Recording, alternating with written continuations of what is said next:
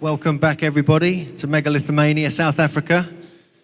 Our next speaker is Wayne Herschel, who you saw yesterday do his research about his hidden records BC. Today, we're going to go AD, and we're going to check out his some breakthrough discoveries that he's been saving up for today. So I'm really looking forward to this myself. So please give a warm welcome to Wayne Herschel. Thanks.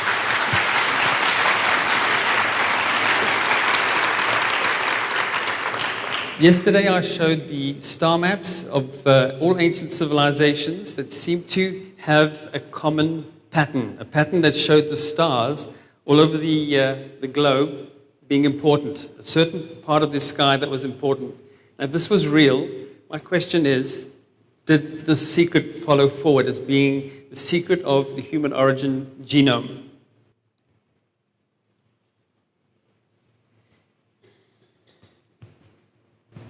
Okay.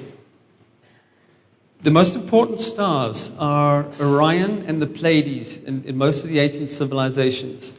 They seem to have the obsession in mainly the Pleiades and the earliest monuments, but there were some that chose Orion as a cosmic signpost to find that star that is marked with a ring around it. Now, the Pleiades is the constellation you see in the bottom left with the number 7 near it, 7 stars. And Orion is the one with the digit 3 near it, which is the 3 belt stars of Orion. Follow the alignment to find this important star. Now, I'm going to show you how that number 3571 is a very ancient sacred number. We have another star that comes into contention here. We were looking at the one on the top right as being the most important, followed by the one on the bottom. But there's a third one in the area of the Pleiades, and it has a movement path that traces from the top of it to underneath it.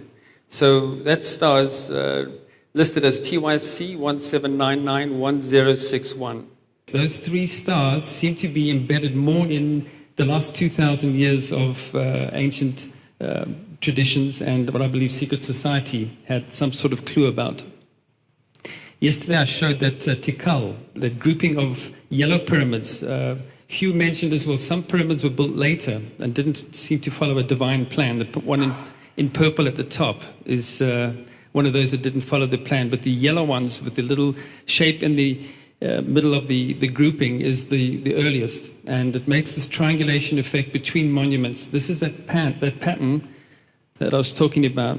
And there's an anomaly in the left-hand side of it, just underneath the purple pyramid with a tiny black dot. That is one that seems to mark this third sun that comes into contention. Mars has an extra anomaly for that third sun. You'll see it in the top left-hand corner, just a shadow peeping out. For my book, I kept just to 2 sun-like stars. The moment I brought the third one in, it became very confusing for the readers. So for simplicity, the Mars face and the DNM pyramid were the only 2 that I included in the book, and I left out the third one. But you can see in the top left-hand corner, there is an anomaly that fits. Stonehenge has that same layout pattern where the Winterbourne Stoke Barrow seem to duplicate the Pleiades. Stonehenge itself is the X that marks the spot, and there's a group at the bottom called the Lake District area where those trees are at the bottom of the picture that seem to be marking that third star, just like that. And Stonehenge, if you look closely in the top left of that corner, second ring, there is an anomaly, a long barrow that fits in with the third sun. Babylon, supposed to be the cradle of civilization.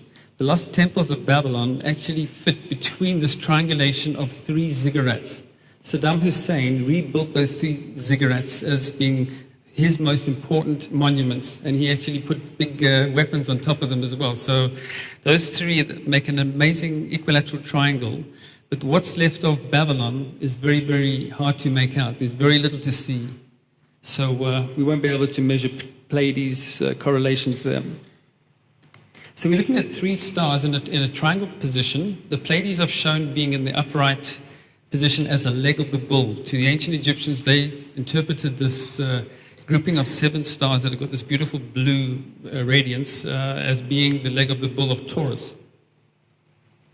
Right, this is where it starts. Secret society, Freemasonry as a whole started off with some kind of legend about Hiram Abiff, a biblical character the founding of Israel, tied in with Jacob's ladder. That ladder you see coming down from one of those stars is Jacob's ladder. And Jacob was told to build monuments on the ground to mirror the heavens. The three in the heavens make a triangle pointing downwards. The sacred feminine that I think Robert Langdon in the fictitious Da Vinci Code, fictitious, said that was the sacred feminine. And on the ground there's the monuments of the masculine. Well, at the bottom of this ladder there is a Ra symbol. The Ra symbol is a dot and a circle called the circumpunt. Why would that symbol be on the ground zero, marking position with that star? If you look carefully, just underneath that blazing star, they call it, there's a hand and a grail, a symbolic symbol for the Christ story being tied in with this star. And I'd like to suggest that's a very simple indication this is the Bethlehem star and its secret. There's also a key on that ladder. What does the key mean? Very likely to be the key of King Solomon. King Solomon had a secret and he carried a key to unlocking a truth. That is that complete layout plan of that first-degree tracing board, which I think was the secret that Hiram Abiff was murdered for. 3 pillars on the ground matching 3 anomalies in the sky. I believe the checkered board effect on the ground is a very clever way of doing a chronology of 3 different stars when they were founded on this earth. 3 different pillars have 3 different carvings on them. And you can date them. Perhaps the one with the least amount of carving on was the most ancient, which is the one closest to us in the picture, going back to the eastern horizon, which is the far one, the pillar that's closest to the star that's got the biggest size is the blazing star. That one has a lot of ornate carving on it, and the Ra symbol is marked on that one, being something tied in with the beginnings of ancient civilization. People in early astronomy built something called a sextant to measure positions of stars. Now, before that, there was a very simple way of measuring stars for the ancients. They believed that when the stars rose on the eastern horizon, they were being reborn. This was the time to measure them on the horizon. Orion rises in any way, in fact, north hemisphere and southern hemisphere, with Orion pointing vertical like that. And that's a very neat way. If you're going to measure from Orion's belt to that little star that's got the red hue around it, you'd want to measure how far to measure to that star. In astronomy, it's actually 33 degrees of arc. Now, is that a coincidence? 33 degrees, a ladder going upwards. That's very close to the Jacob's ladder of perhaps 33 levels, reaching up to the knowledge of that star. And you would be able to use 2 small little goodies here, the right-angled triangle and the dividers, to measure the star. Just 2 little items on a special day. And you can actually measure 33 degrees in the sky with your eye viewing down the calipers. If you can imagine 2 big calipers holding outwards, one level with the horizon, and you need to measure vertically. So that right-angled triangle will just help you measure vertically. So to find the star that's 33 degrees away, it would be that way to do it. 3571. 3 belt stars of Orion through the 5 of Taurus. There are 5 in a V shape, like the Roman V, to the Pleiades generally, because you can't see the small little star marked 1 here. It's too tiny to see. You need binoculars or a telescope. So 3571, Google that number and the word Freemason. See for yourself. From a Masonic apron, I think it generalizes the 2 pillars of the Solomon Temple, Joachim and Boaz. Have a look at those stairs. They're broken into 3 portions. There are first 3 steps, then there are 5, then followed by 7 to get to the secret of that all-seeing eye at the top. And that's what we had there, the 3, 5, 7 combination to get to the 1, which is that all-seeing eye at the top. The most sacred ancient Egyptian monument, I believe, even more importantly, after the Sphinx, would have to be the Egyptian obelisk of Ra. It's in the area of Abusir, and the date of this obelisk, they believe, is 2500 BC. I don't believe that's likely. I think it's a lot older than that. But these obelisks are built all around the world. They had 2 of them on the Egyptian temples, like the Masonic Joachim and Boaz pillars. In Egypt, they had 2 obelisks on each side of a temple. So it's very similar to the Solomon design. The Vatican and Washington use obelisks. Why? Looking at the as above, so below template, I think this is the ultimate depiction of the as above, so below. 3 suns as they rise on the east, that's behind the pyramid there. I've just shown the pyramid just for the shape here, but that's how it looks when it rises. And then as below, the pyramid on the ground. See the triangle pointing down and a triangle pointing up. The triangle pointing up is obviously a general symbol for a monument. The Pleiades have that leg shape. I just wanted to show a very close picture of how beautiful it really is under a telescope. There's a lot of debris in this area, cosmic dust. There might have been a supernova here some time ago, because one of them at the bottom, right in the middle on the bottom picture, there's a wisp of nebula coming from it. That could have been a supernova, because we measured yesterday there's a huge X-ray source from that bottom, very tiny little star. Now, in Hebrew history, the Star of David has a secret that ties in with the Pleiades, and this is my theory, and see what you think of that. It's supposed to be a triangle of the heavens merging with the monument on the bottom. And each corner of that of those 6 corners is supposed to be important, with 1 in the middle. It makes 7. So it does have the number 7 and 7 important things associated with the symbol. Yesterday I showed the UFO papyrus, that strange little anomaly on the back of the Sphinx. And we're speaking of the sacred feminine, the womb of Nut. Nut, the sacred personification of all the stars in the heavens. And it's a triangle pointing downwards when she's standing with the feet on the horizon and the hands touching the western horizon. So look at that pyramid, that triangular shape on the bottom left-hand side, and how the two merge to form that Star of David. And I believe the menorah is another ancient way that people would celebrate 7 celestial lights inside their homes, showing the way to, I believe, that Star of David's secret. So the Star of David is like the Star of Bethlehem, as far as I can see at this stage in research. That's simply at the as above, so below. Triangles merge. It's the heavens meeting the earth. The $1 bill, the all-seeing eye, is shown in a very unique shaped pyramid. Now there are 2 seals on a $1 bill. I want to present an overlay of the 2 seals and just see what you get, because they're both circular and they both have an illuminated beam in the top part of the circle. Have a close look at those 2 seals.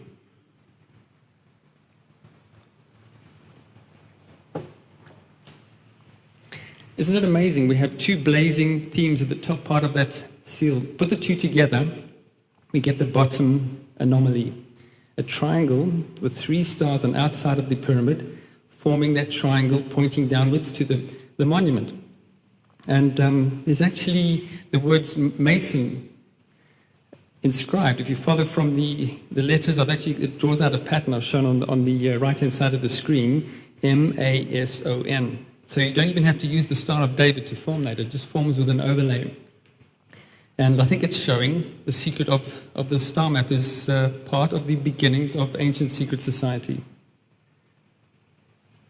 Comparing it in simplicity to that triangle of the Star of David and the Freemason tracing board, you can see that triangulation in the heavens and the monuments on the ground. The Statue of Liberty has 7 rays of light shining from her head. She is a solar deity. Is that a coincidence? 7 beams of light. Remember, the star in that Masonic drawing has 7 rays of light. I think the 7 rays of light is symbolized that it has something to do with the stars that are on the top right-hand side of that Masonic document. You'll see 7 stars around one of those orbs, which I believe is the sun. Looking closely at it again, okay, I think we've covered that one. I'm going to move on to the next slide. The solar trinity is the detail I want to look into now. How can I say that this is a solar trinity? It's almost blasphemy, isn't it? That we would say that this is worshipping suns. My whole understanding of all this ancient rite is they were never ever worshipping our sun. They were worshipping one in the cosmos, near the womb of Nut. Nut gave birth to the star in Taurus. Egyptian tradition has father, mother, and son as being a personification of 3 solar deities. And that's how they showed it on the left. In Sumeria, they did exactly the same thing on the right. Father on the left, son in the middle, and mother on the right. and look at the bull personification of the sun, the one in the middle being the most important one. There's the symbol for the Trinity, the sacred Trinity of the churches. Is it just a coincidence that it is made out of 3 circles, 3 as 1? Here are some clues. This could be an ancient Templar secret of 3 being linked by serpents. You can see the serpent's heads peeping out of the top 2 orbs, and some Hebrew inscriptions, which I don't really know what it means, and the 2 serpents are holding the label of what this is, and a cosmic puma, which is important to the Incas, a puma head.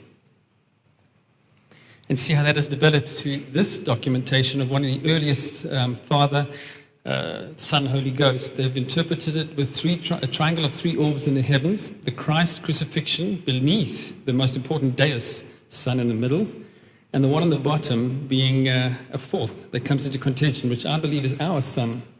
The traditional interpretation is Father, Spirit, God, and then Son, with the Christ cross in the middle.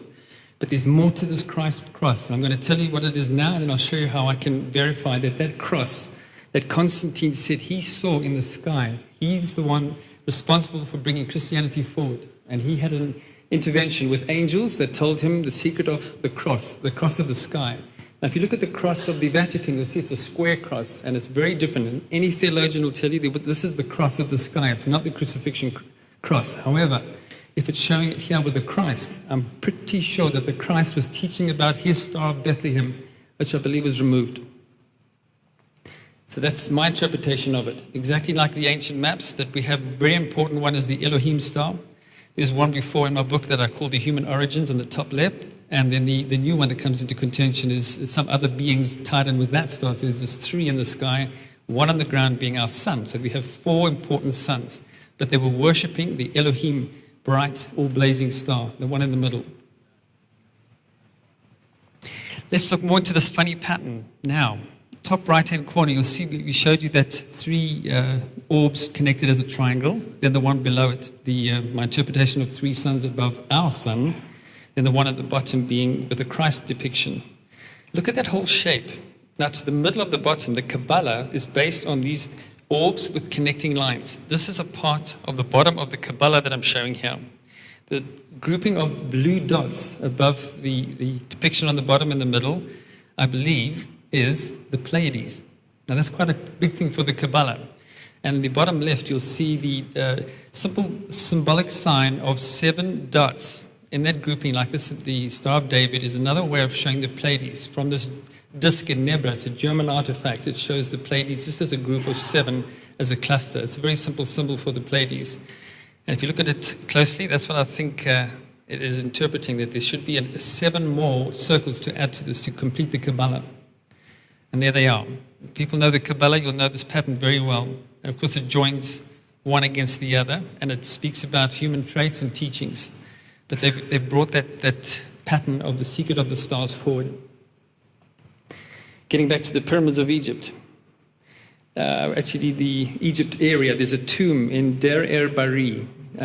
It's a place where the Hatshepsut temple is. There's a tomb with the ultimate star map in it. So you're going down this tomb, you'll see this pattern.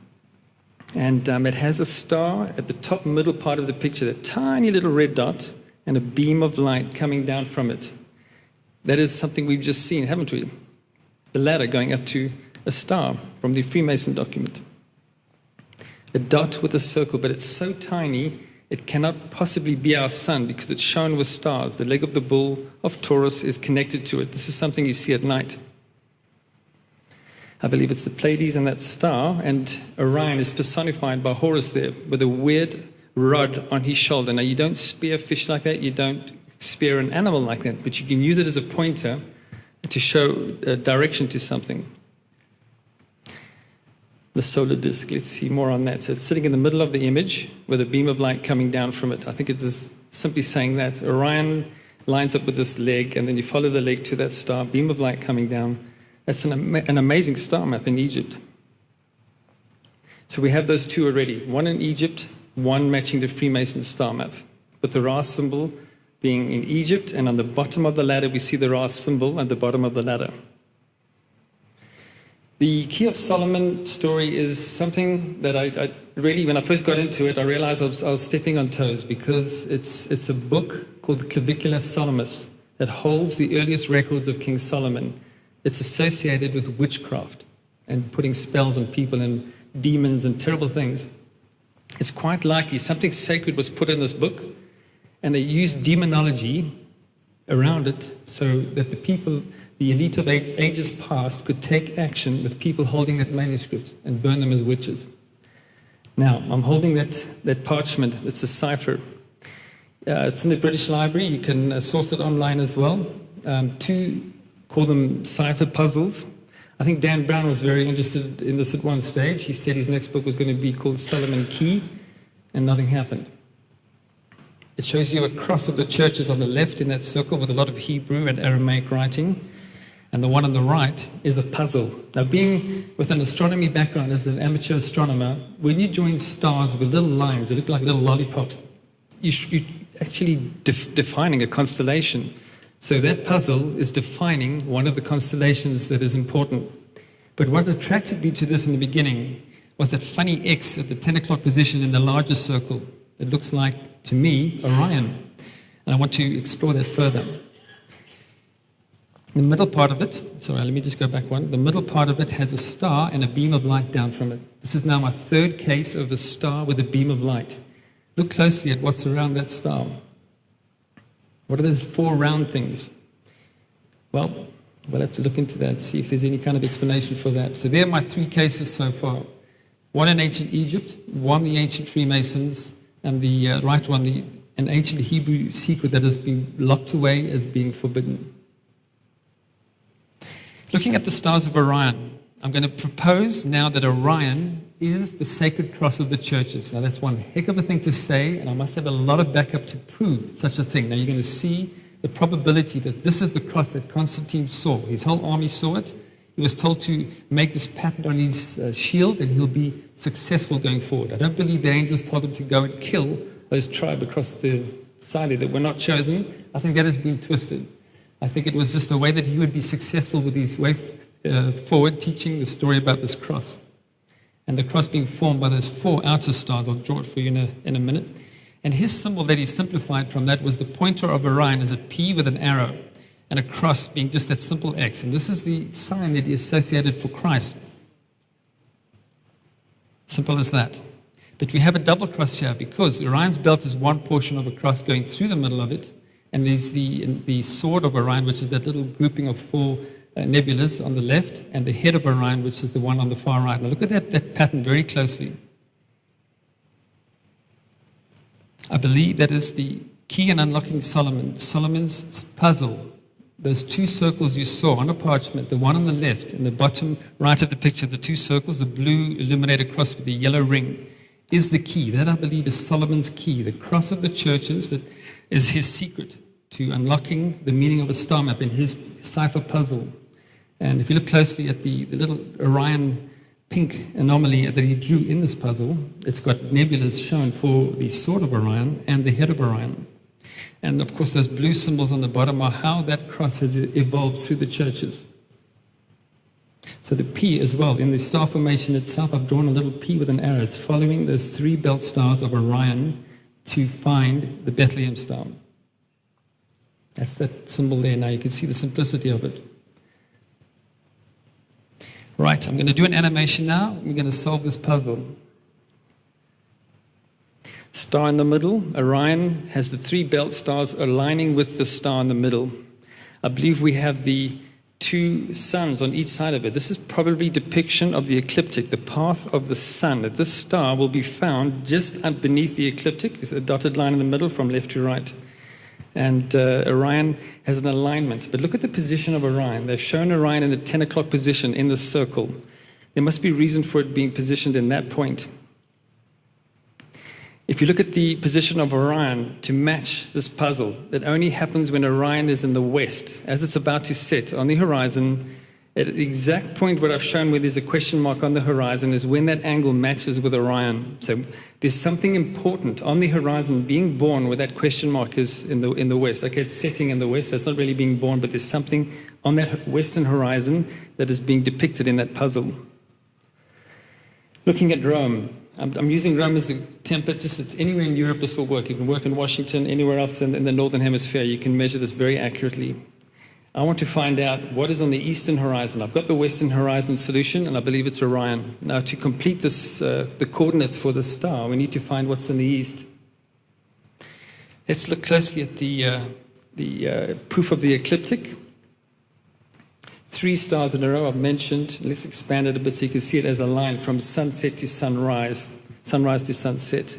That's what we've really got. This is a star map. It's showing now west and east orientation and a horizon. The Akhet symbol for the sun on a horizon is that symbol that you see at the bottom. And we've got 2 of them, so we have 2 on the horizon. That is, to me, proof of these symbols being used are really ancient and similar to Egyptian. We can measure the angle X, where the Orion constellation meets the ecliptic as well. And that is pretty accurate. When we get to our conclusion, we will be measuring that. So we need the eastern horizon now. We've got west. Let's solve what coordinates we can get for the eastern coordinates. We need that angle, question mark.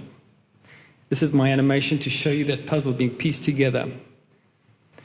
There it is on its own as a ring. It looks something like Stargate. I wouldn't be surprised if the film Stargate was inspired by these star constellations on the outer edge as the address that they dial up. Maybe these folks know a little bit more than they care to say. Orion aligns right across the whole puzzle ring, so we're going to start with that alignment on the far side of the ring. And take that piece and its orientation. Note, I'm not going to change the orientation of it and place it in the middle. Let's follow anti-clockwise, another piece of the puzzle. Let's put that next piece above it into position and keep going. And then we get to the end bit before Orion. That is one part of it. Now, we have Orion being in that gap, so the rest of these puzzles to fit. We can't join a line with a line. A line needs to join with a star. You can't, in this puzzle, to make it work, this line, this puzzle piece must touch a star. Let's put it in the middle one for an experiment. Carry on below it, just like we're taking the second line where the star touches that line, and then we just put the final one that didn't have a line at all as a full stop. So that's quite a nifty little piece. That one that had no line seals that picture. What is that picture? Let's have a closer look at that, if that is a constellation that we can measure. The Pleiades. And you'll notice that it's highlighting one that is a very tiny star that the Mars star map showed yesterday as 8 stars being important. We have 8 stars in that picture. And that's pretty important, that they've shown one that might have been a bright star once. That's how old this is. And it is now supernovaed and we don't have much left of it. Look at the orientation of those stars. So we take Orion out of the puzzle, which we've solved.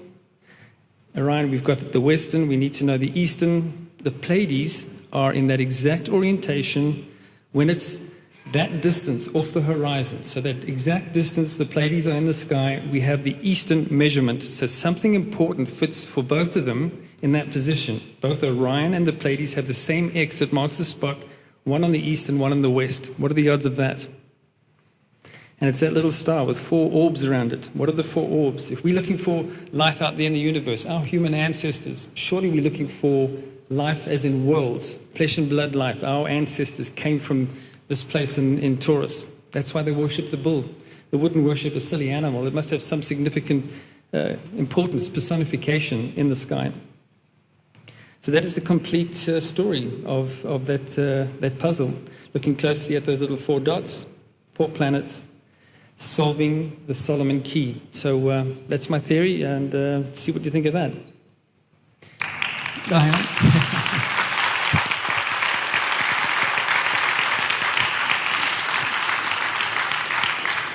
But there's more. Right, looking back at those stars, now you can see the whole layout making a lot more sense. We're seeing the 3 kings as being the 3 stars of Orion. How can I say such a thing? 3 kings now being the name of those 3 stars. Let's see if we can find proof of it. Well, if you Google the words 3 kings, Freemason, I think you'll find your answer.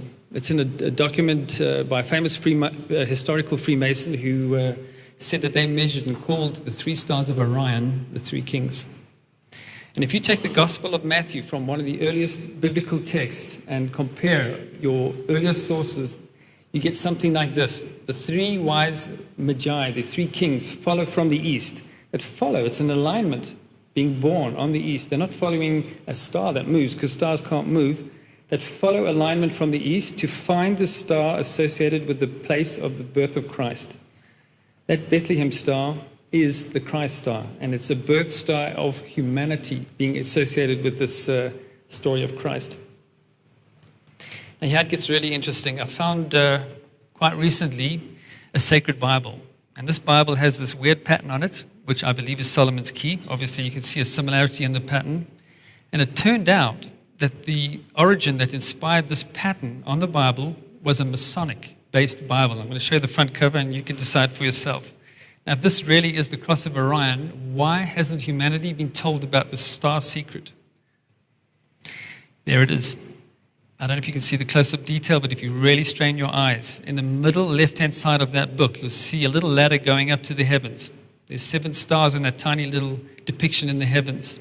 There are Masonic symbols all over this cover, but the most important thing to me was this, I believe, is the Orion constellation on the cover of the Bible. And that's exactly that pattern there. This is one of the earliest sources, that piece in the middle made of 3 orbs blending together in the cross. Here's another one that actually shows the head portion. There's an extra line coming out of the cross. Now, Orion has that area shaded green where it goes towards the head of Orion, and it is that exact shape. This is a Bible that has locking portions on it, so maybe the locking aspect of it is symbolic as well, but I think it might just be a coincidence. Recently, I saw this area in I think it's Italy. Yeah, in Italy, there's an ancient priory. Not that ancient, obviously, in the last 2,000 years. They built a priory that has some work by a famous artist, Perugino. And he shows a depiction of the God figure with a sun behind him, with cherubim, which we need to know what are cherubim. Now, looking up at the roof, that's why the people at the top are upside down. You're looking up at a roof, so some people are going to be upside down. On the bottom left-hand side of the picture, you'll see there's a man with a sword with a bright star on it. This is one of the bright stars of the Pleiades. I'll show you a close-up of some of the detail, but that sun behind the back there has 7 small little stars in between each cherubim. The detail is too tiny to show, but between each little cherubim are 6 stars, and the 7th one is at the bottom of that cloud.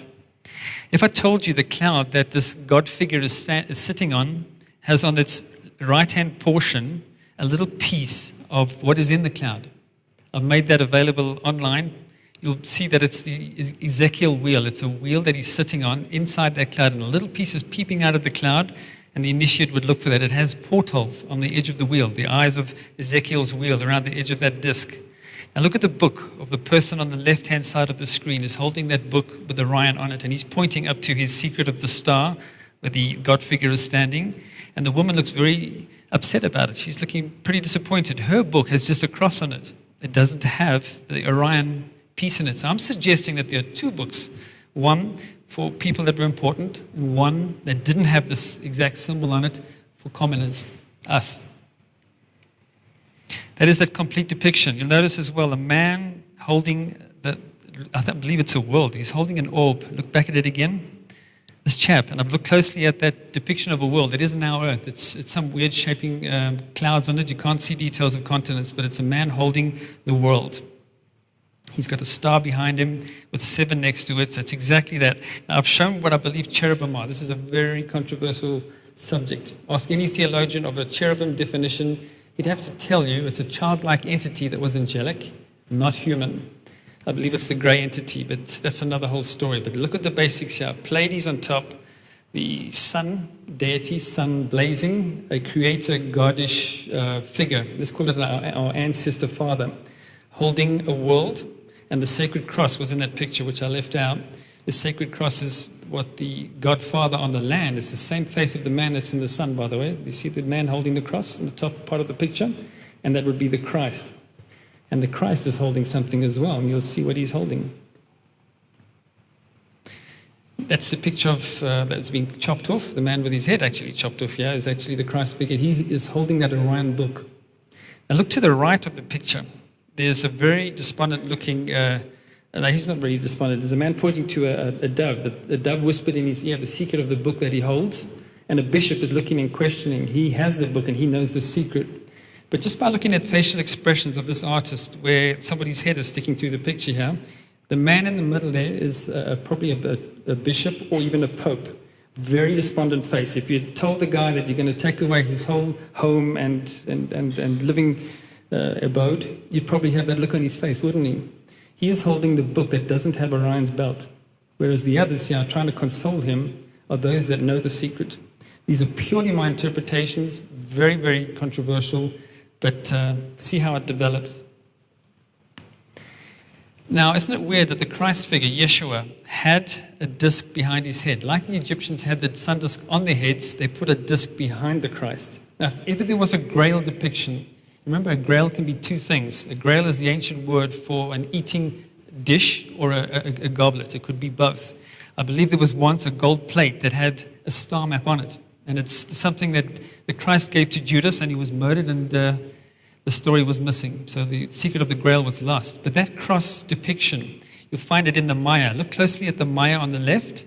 It's hard to see the detail, but there are 3 round dots beneath the part in the middle that line up with one Ra symbol, tiny little dot in that plate above the center part. So the Maya had that exact same symbol of the cross. Sumerians, they showed depictions of double crosses. The African Chokri tribe, Rome, the denarii coins full of the sacred cross showing stars with it. And I want to look closely at the dish behind the head of the Christ. And I found the clue to what was depicted behind Christ in a manuscript called the Voynich manuscript. This is a very weird manuscript written in writing. It looks like Leonardo da Vinci's backward writing. But there's one picture in there where it shows you that center part with a face and a sacred cross and a lot of detail. Before I move on to show you what it means, this picture in the top left is Westminster Cathedral's cross, the Baal cross and the monuments of Baal, Templar cross on the bottom right with the Solar Trinity depiction symbols in it, and we have an Inca cross with a face in the middle. That face is very important to show life from a sun star. Think of when you were children drawing a sun. Why did they teach us to put a face in it? Think about that. Where did that come from? Is it so old that we just carry it forward? Close-up of the Voynich manuscript document. It's the face in the middle, but look to the left of it. You'll see a grouping of 7 stars and a path going to it. Now, I've put all those stars together on a computer program. You'll see all those constellations in those 4 areas, and the crosses of 2 galaxies make the middle part of dense stars. So that's a very long story on its own. It's online. That is the Sangreal. Now, think of the words grail. They said it was holy bloodline. But taking back the original meaning of Sangreal, it could also mean sacred lineage. What if the sacred lineage is all of humanity? Do you think there'd be some religious groups that would be upset with that if all of humanity are equal and chosen? Question that, because there's something here that is obviously upsetting certain people because my book is being inundated with sabotage. Let's have a look at Rome. This is the picture where the Pope looks down from his great announcing. He looks down a causeway. That causeway faces east. Why? Why are they having this eastern causeway? What is that round building at the bottom of the causeway? That's the Temple Sant'Angelo. In Da Vinci Code, the last part of, I think it was Angels and Demons, there's an archive of the Vatican there. And in that archive, they've got some secret manuscripts. Looking at the beginning of Rome, it had bull worship to start with. What is bull worship? Think of Taurus as the cosmic bull. The Mithras religion, that funny picture of a man in blue with a red cape. He's got 7 stars on his back cape, and he is doing something to a bull. He's severing off one of the legs of the bull. And that's exactly the Egyptian tradition, that the leg of Taurus was severed and set loose in the sky. The top part of that picture is an Egyptian tomb, a coffin lid inscription that is showing the 7 stars filled in that I showed yesterday. So is it possible that this whole story has carried forward to Rome? Looking at the earliest ancient human depictions in Rome, you'd have to, in Italy, this is not actually in Rome, this is generally somewhere in Italy called Val Camonica. A lot of people might recognize the ancient alien in the bottom picture. There's 2 of them that are together as well. This is a picture of one of them on a rock all by itself with this funny butterfly flying above it with a arrow pointing from the 3 stars in a row. Now, Orion can fit that depiction very, very neatly, and it's showing to the place of these ancient aliens, and this is the flying alien, by the way. Instead of showing birds' wings to teach his flight, bent knees, pointed toes. This guy's in the air, and he's wearing a helmet. I believe that is the cross of Orion being depicted on that ancient rock carving that is way, way thousands of years older than the Christ story. There's ancient manuscripts all over the world that I'm getting access to that show Latin stories and depictions of Constantine's cross. This is one of them. The top part of that book, you'll see the Lamb of God standing on the Mount Sion, a mound, a monument on the ground, and there's a sun and a moon, according to tradition. Forget the sun and the moon. This is a star that is like our sun and a world in crescent at the top. That is making a lot more sense when you look at the Sumerian depictions, because they show 2 or 3 crescents. But that cross is made out of the stars of Orion. So without going into too much detail of what it all means there, I'll put that online as well. Looking at the 3 now, Orion as that funny shape, fitting that template. You can draw that exact pattern to make that weird flying butterfly. And the pointing part is the Orion's belt pointing to this man, suggesting that his area in space is where you use the cosmic signpost to find the ancestors of humanity. Right, the Rosicrucian cross. Look at the shape of the Rosicrucian cross. Another ancient secret society. It's exactly that double cross with a star in the middle and 3 orbs being put together. The Codex Gigas, they did a documentary recently on, I think it was History Channel, showing the secret of the Codex Gigas. Look at the picture in the middle. It's most likely the sacred cross as Orion, and then a key depiction beneath it, explaining that it's following as a key, that this Orion is the key perhaps of Solomon. If you Google Earth, Italy, and look at the Vatican, isn't it weird, that shape that is outlined there? And one of the main characters of the Basilica is St. Peter. It was built to commemorate St. Peter. He was probably involved with the building design even. He's holding a key in his left hand and pointing down that causeway to a star, and that is where the Castel San Angelo is. Pretty unique that it looks like a key shape, isn't it? That it's Orion. And look, where would Orion be here? Look closely at that circle of the piazza. You have the cross and a cross. That is Orion, and it's following through to find the star. It was a star castle that had 5 points. The key on that ladder now is suggesting that is Orion lining up vertically to that star. Looking at Rome from above, Rome was chosen for 7 hills, forgotten. Why 7 hills? Why would they want to build this whole layout area? Well, it's a star map. Exactly what I said before. This is all as above, so below. Look at that whole layout, the triangulation of the 3, the biggest star being the X that marks the spot, the Vatican Piazza with the Orion constellation. That's what we have as the stars. It's exactly that star map again. Obviously, the 7 hills are really big, so it's out of proportion expectedly, but everything else is in proportion. It's the same layout on the Freemason board, Pleiades in the right position, vertically as it's east. You see the letter E on the top of that drawing? This is a map. It's got north, south, west, and east shown. The viewer is standing and looking at a window, looking east. Looking at Rome from where the Pope does his speech, his Orbi Orbi, Christmas Eve. What is he looking at rising in the heavens? Lo and behold, the Solar Trinity. Those 3 obelisks on the ground that you could see in the ancient times, you won't see today because buildings cover them completely. They're very exaggerated here. But that map is depicted pretty much the same as the Freemason document original. And Orion rising as well. Orion would be the second arising, and that is the part that is showing the way to those 3 in the sky. Let's look at the obelisk. Why is the Christmas tree in Washington, D.C. placed below the obelisk? Think about that. Getting back to our patterns of the solar disk, we've looked at that being the beam of light. Stonehenge, if you look at Stonehenge as an overlay, there are 4 orbital odds that are around that star that would signify planets if Stonehenge is a star map. I would like to throw the Christmas tree into those 3 beams of light. The Yule tree has an origin of a star and a tree chosen to depict a beam of light coming down from it. That is pre-Christian, Sol Invictus, and there's 4 that have that beam of light. That is why the Christmas tree is at the bottom of the obelisk. The obelisk is the X that marks the spot where the Ra symbol is, and the tree together. Now, all those people singing carols at the bottom on Christmas Eve, do you think they know what that means? That the 2 are put together that depict the same meaning. Looking at Stonehenge and the Solomon key, what if I told you Stonehenge is the Solomon key? That sounds a bit far-fetched, eh? Well, look at the green, to the 2 bands, the 2 outer rings. There's a square in the middle with 4 angular portions. That is what Stonehenge is. And Stonehenge is measuring a star as well. If you measure the moonrise and sunsets and sunrises, it depicts a 5-pointed star and a Da Vinci man in it as well. So the two are exactly the same. Is that a coincidence? All from that ancient document. So we've got the whole story of Rome fitting in with it.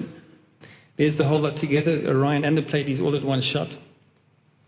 But it's mainly those three suns, and the biggest sun being in line with the Castel Sant'Angelo star fortress, where in Dan Brown's story, that sacred monument, the sacred archive is the star fortress, and there's a little line you'll see leading to it from the Pope's secret direction to get to that archive where only he can have access to it. Mr. Pope, what are you wearing? A little red cross on his ribbon around the side. It has a gold lapel. It looks like the whole of the Vatican City for the Basilica as a pointer. Washington, D.C. has exactly the same plan.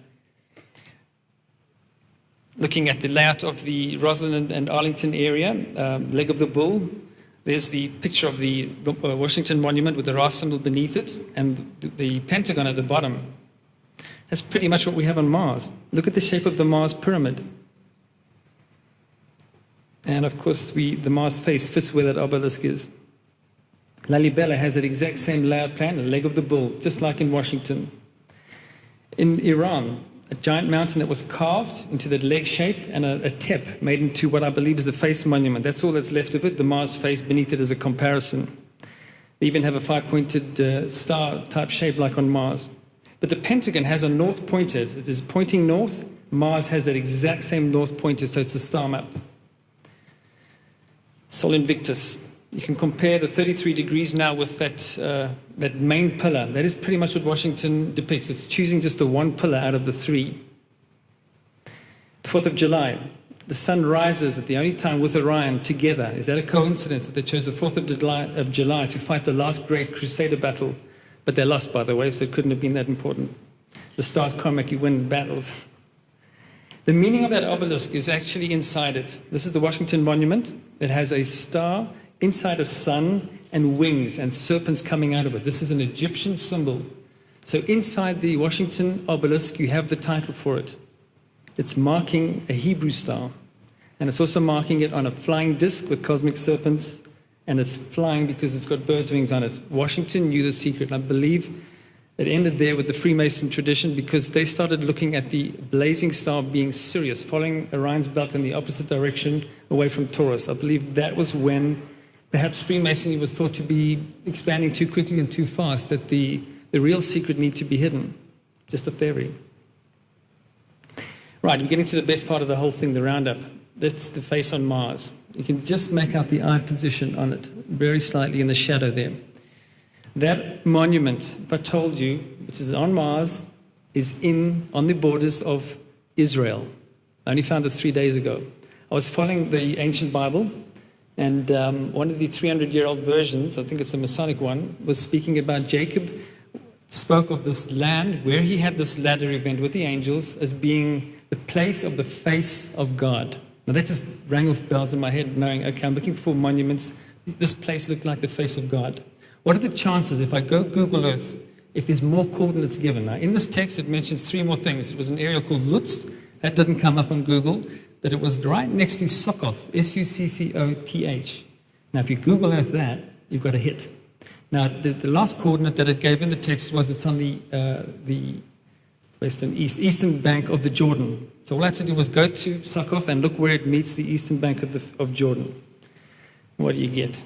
When I saw this, the hair stood up on my arms. And I called my partner, Birgit, in. I said, for goodness sakes, just come look. Remember I told you I was looking for that face?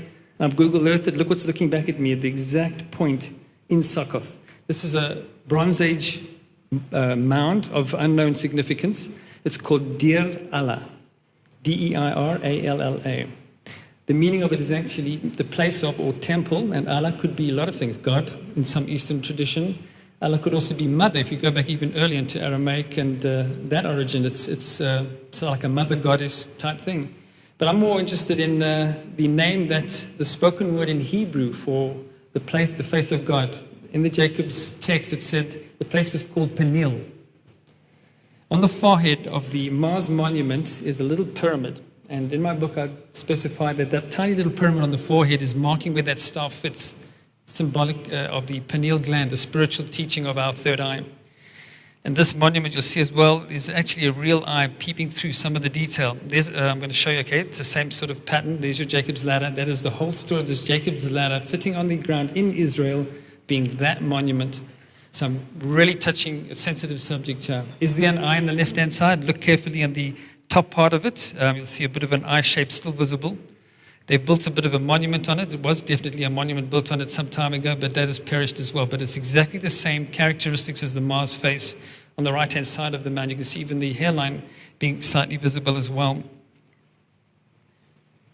If you look to the left of this monument, I'm looking for my star map. There's another mound in that highlighted green area that I believe is the leg of the bull, just like the Iran monument. And they built that with one of the earliest settlements were built on it. So you're not going to find much there, but it's slightly leaving traces of the leg of the bull.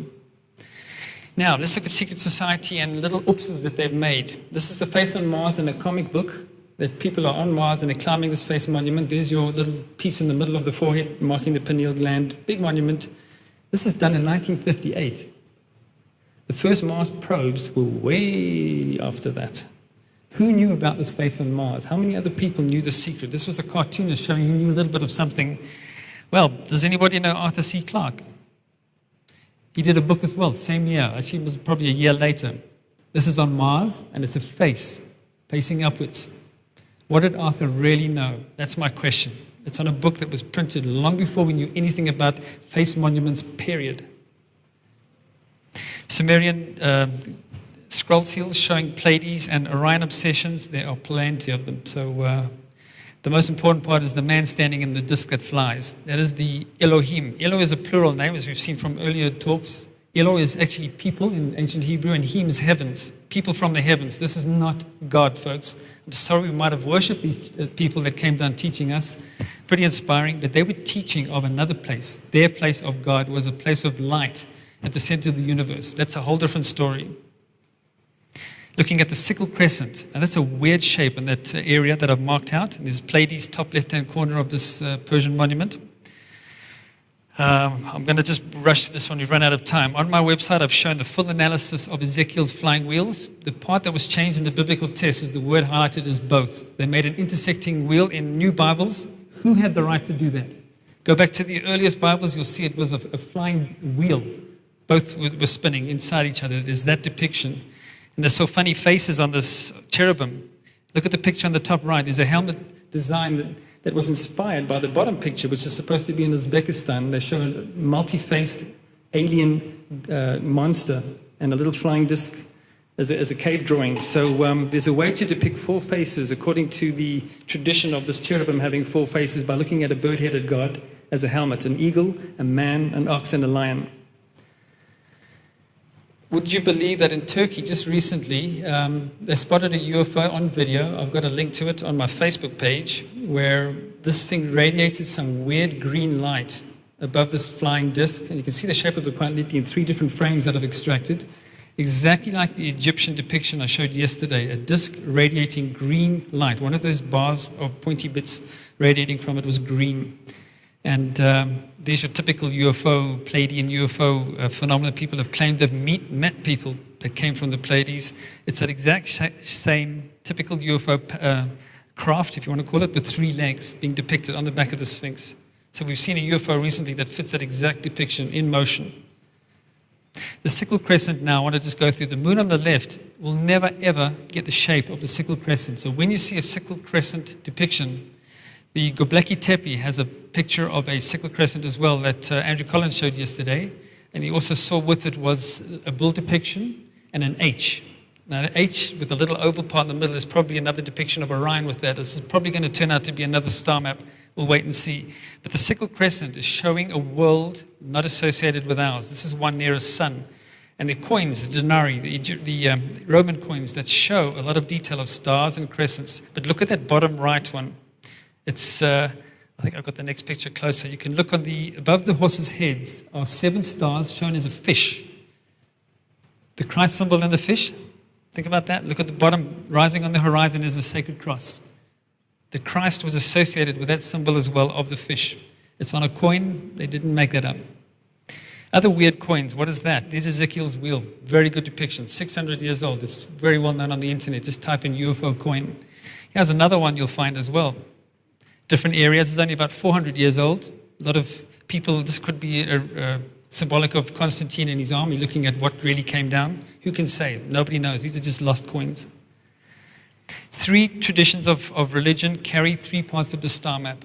The Christian cross is the top left of Orion. The crescent, well, we all know the crescent and the star is. The bottom part, the Hebrew carry the secret of the Star of David, which is the middle part, but finding it from the Star of David being the 7 stars of the Pleiades, the menorah. Why is all 3 different religions making it look different to the other? And I'll tell you one simple reason for it.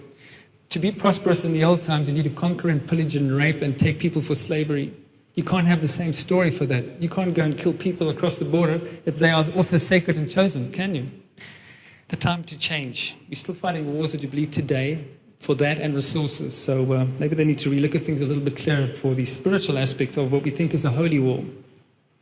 My big twist to the story, I'm rounding up now. Yesterday I said I'd tell you today. These monuments were built massive all over the world. Why so massive? What's the big deal? Well, if they wanted to leave a message for us, they could have just written it on all the walls. They did in some cases, but it was all encoded some weird way. This grand message is facing the sky. This message was never intended for us. Some people out there in the cosmos with a very powerful telescope, probably 20 times the power of the Hubble telescope, will be able to look into our world and see these monument patterns from the messages that are encoded, which I show in my book. There's 3 of them that are repeating this exact same message. So with 3 of them doing it, it's more than a coincidence, that are showing that it is the human genome associated, the Da Vinci man, depiction Vitruvian man, depicted within these monuments as well, and it's our ancestors. Now, if there's aliens out there looking at this, are they recognizing this as being their lineage? Are they going to come back? Who knows? And that's where I'd like to leave it, folks. I hope I've inspired you. Thanks.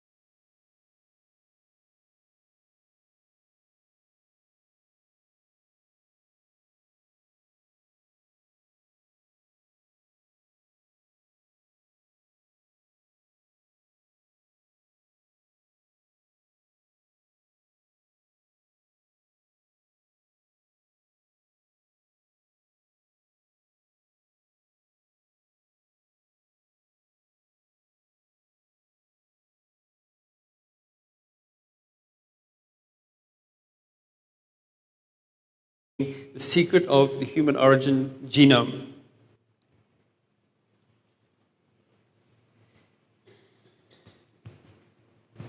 Okay. The most important stars are Orion and the Pleiades in most of the ancient civilizations.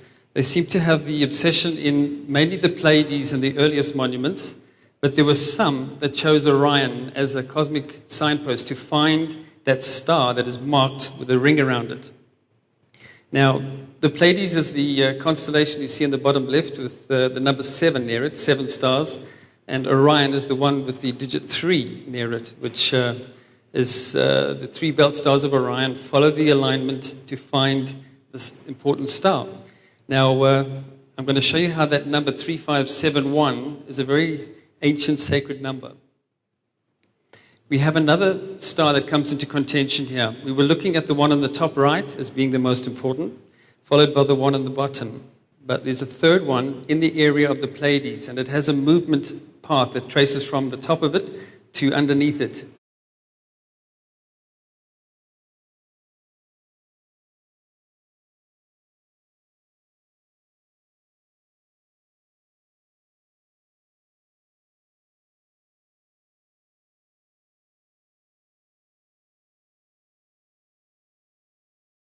Welcome back, everybody, to Megalithomania, South Africa.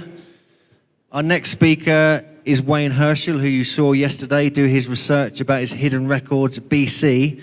Today, we're going to go AD, and we're going to check out his some breakthrough discoveries that he's been saving up for today. So I'm really looking forward to this myself. So please give a warm welcome to Wayne Herschel. Thanks.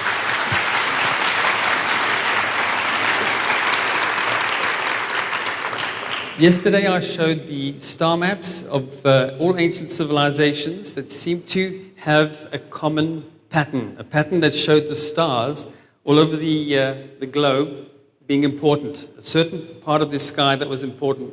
Now, if this was real, my question is, did the secret follow forward as being... We won't be able to measure Pleiades correlations there. So we're looking at three stars in a triangle position. The Pleiades are shown being in the upright position as a leg of the bull. To the ancient Egyptians, they interpreted this grouping of 7 stars that have got this beautiful blue radiance as being the leg of the bull of Taurus. Right, this is where it starts. Secret society, Freemasonry as a whole started off with some kind of legend about Hiram Abiff, a biblical character. The founding of Israel tied in with Jacob's ladder. That ladder you see coming down from one of those stars is Jacob's ladder. And Jacob was told to build monuments on the ground to mirror the heavens. The 3 in the heavens make a triangle pointing downwards. The sacred feminine that I think Robert Langdon in the fictitious Da Vinci Code, fictitious, said that was the sacred feminine. And on the ground there's the monuments of the masculine. Well, at the bottom of this ladder, there is a Ra symbol. The Ra symbol is a dot and a circle called the circumpunct. The Mars face and the DNM pyramid were the only 2 that I included in the book, and I left out the third one. But you can see in the top left-hand corner, there is an anomaly that fits. Stonehenge has that same layout pattern where the Winterbourne Stoke Barrow seem to duplicate the Pleiades. Stonehenge itself is the X that marks the spot. And there's a group at the bottom called the Lake District area where those trees are at the bottom of the picture that seem to be marking that 3rd star, just like that. And Stonehenge, if you look closely in the bottom, the top left of that corner, 2nd ring, there is an anomaly, a long barrow that fits in with the 3rd sun. Babylon, supposed to be the cradle of civilization. The lost temples of Babylon actually fit between this triangulation of 3 ziggurats. Saddam Hussein rebuilt those 3 ziggurats as being his most important monuments, and he actually put big weapons on top of them as well. So those 3 make an amazing equilateral triangle, but what's left of Babylon is very, very hard to make out. There's very little to see. So that star is listed as TYC 17991061. Those 3 stars seem to be embedded more in the last 2,000 years of ancient traditions and what I believe secret society had some sort of clue about. Yesterday I showed that Tikal, that grouping of yellow pyramids. Hugh mentioned as well, some pyramids were built later and didn't seem to follow a divine plan. The one in purple at the top is one of those that didn't follow the plan, but the yellow ones with the little shape in the middle of the grouping is the earliest, and it makes this triangulation effect between monuments. This is that pattern that I was talking about, and there's an anomaly in the left-hand side of it, just underneath the purple pyramid with a tiny black dot. That is one that seems to mark this 3rd sun that comes into contention. Mars has an extra anomaly for that 3rd sun. You'll see it in the top left-hand corner, just a shadow peeping out. For my book, I kept just to 2 sun-like stars. The moment I brought the 3rd one in, it became very confusing for the readers. So for simplicity,